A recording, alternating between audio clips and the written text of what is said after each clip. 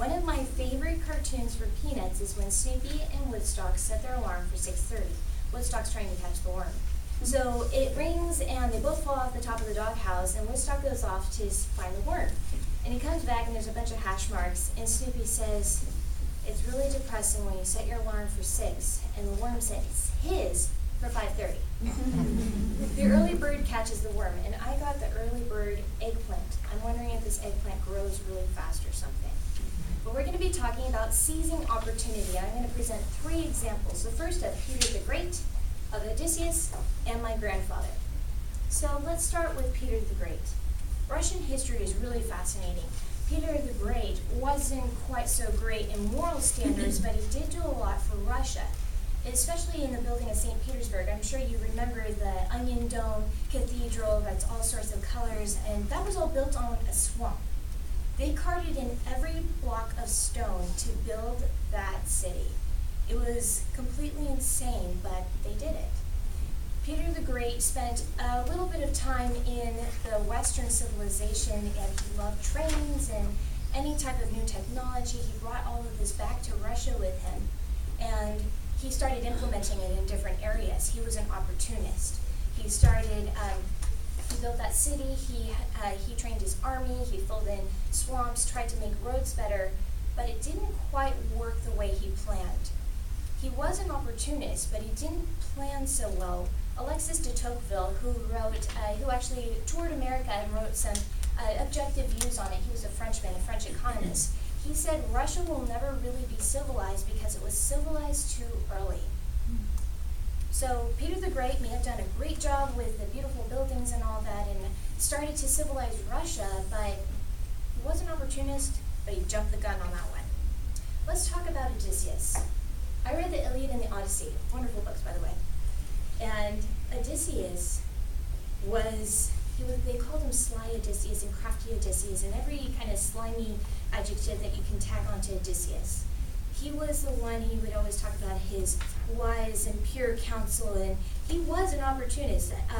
Once he was at the Battle of Troy, and one night he and one of the younger warriors went on a rampage through the Trojan camp, killing about 600 people because they were all asleep. They jumped the guards and ended up doing that. Later on, after the Trojan War, 10 years after the Trojan War, he spends another 10 years sailing the seas in the Mediterranean, trying to get back home to Ithaca. Now, he had a lot of problems, and I think he was really bad at recruiting men. He recruited all the wrong people who ended up betraying him to every possible danger.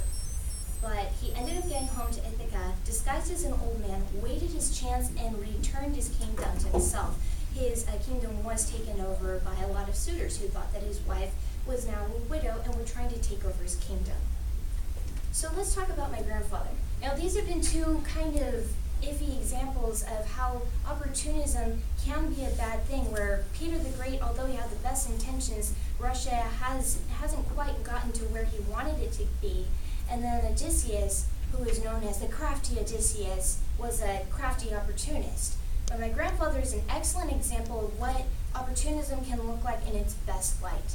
My grandfather was born in Bolivia. I am half South American. And he worked really hard as a child. He would wax soap, use soap to wax rope that people would tie their packages with. He would shine shoes. He worked really hard in school. He was really bad at math, but he worked really, really hard. Ended up in the U.S., in Oklahoma, working for Conoco. And he worked up through the ranks. He got to be really high in Conoco. He actually has a whole bunch of trophies at my grandma's house now. He died when I was 9 years old. But he's a great example to me of somebody who takes the chance when they get it. I'm very proud of him. Can you tell? And then when we look at all of these, we have the 2 not so great examples of opportunism. And then we have a good example of opportunism showing that it can be a good thing and that we should seize the opportunity. Like Snoopy and Woodstock, now they know to set their alarms for 5:30 and catch the worm next time. But opportunism is a good thing. When we look at scientists and inventors and doctors and writers, all of these people had to take the opportunity at one point or another. And while we have had some bad opportunities, we should all take the good ones and be the one who